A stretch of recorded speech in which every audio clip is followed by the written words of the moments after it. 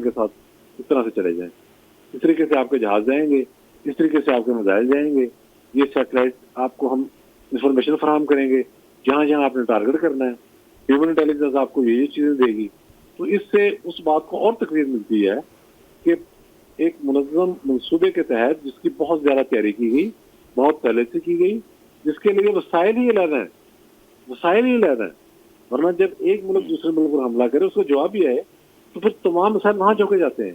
तो पहले इस मुल्क को निबट लो, ये नहते शहरी इनको बाद में निबट लेंगे।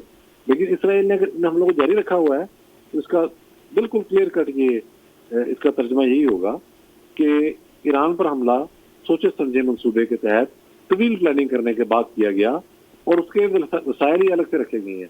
इसलिए मैं बार बार दोहरा रहा हूँ कि अगर प्रेसिडेंट ट्रम्प ये कह रहे हैं कि मुज़ाकरात की तरफ आ जाते हैं या बड़ा अच्छा हो गया, माहौल बन जाएगा, मैं इसराइल से भी कहूँगा तो उनकी बात का एतबार नहीं किया जा सकता। ये सेपरेट केस है पूरे का पूरा। सर, ओवैसी का भी इजलास हुआ और रजब तैयब अर्दोगान ने उसमें बड़ा दो टोक मौक़िफ़ इख्तियार किया और इसराइल पर पाबंदियों की बात की कि अरब ममालिक, तमाम इस्लामी दुनिया इसराइल पर पाबंदियां लगाए। लेकिन वहाँ पर इस दफ़ा फिर ये देखने को मिला कि ओवैसी जो है नशिस्तन, गुफ्तन, बर्खास्तन के अलावा और कुछ भी नहीं थी इस दफ़ा भी। लेकिन ओवैसी का मामला हमें एक करारदाद वजू करने पार्टी है, वो यूएनओ की कोई औकात नहीं है। मिसाल के तौर पर हम ईरान अभी छोड़ते हैं ईरान इसराइल जंग, फलस्तीन में जो बच्चे लाइन में खड़े होकर खाना लेते हैं उनको शहीद किया जा रहा है, औरतों को, बुजुर्गों को, जवानों को, अब वहाँ बच्चों को, और पूरी दुनिया के लम्बे हैं। मतलब वहां से कोई कवरेज रुकी नहीं हुई, चीज सामने है।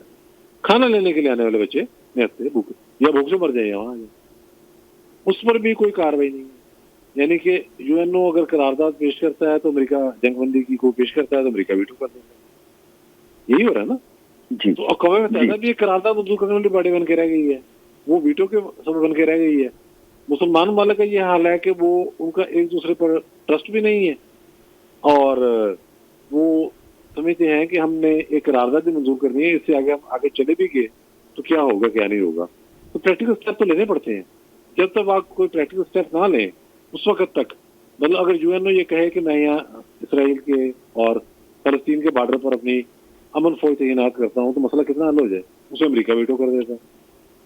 इस तरह से मुस्लिम मालों को ये खतरा रहता है कि अगर हम अमेरिका के खिलाफ गए तो हमारे मुल्क के अंदर बगावत ना करा दे।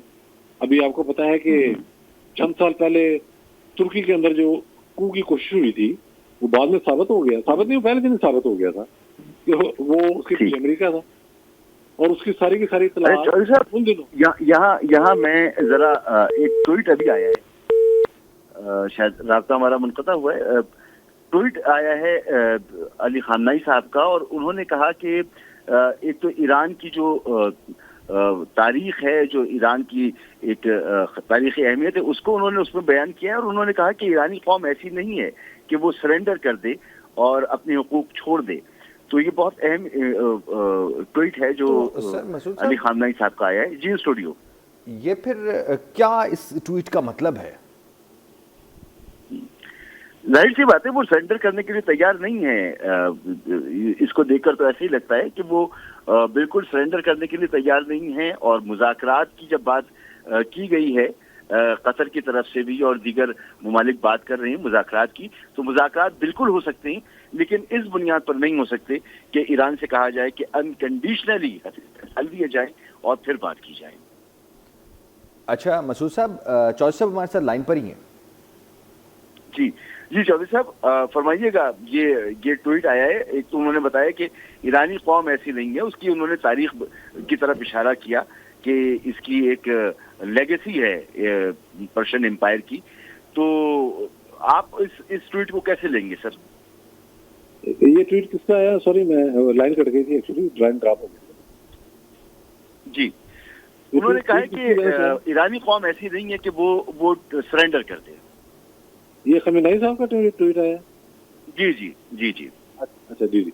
हाँ नहीं, सरेंडर करने का तो सवाल ही पैदा नहीं होता ना जी। सरेंडर तो वो देखिए, सरेंडर तो वो जिस तरह से आप एक मुल्क की पूरी जो मिलिट्री कमांड है उसको शहीद कर देते हैं, उसकी जो एटमी तंसीबात है वहाँ पे आप हमले कर रहे हैं, उसके जो फौजी तंसीबात है वहाँ पे हमले कर रहे हैं, शहरी भी उसकी जरूरत में आ रहे हैं, और उसके बाद आप कह रहे हैं कि जी आप टोटल सरेंडर।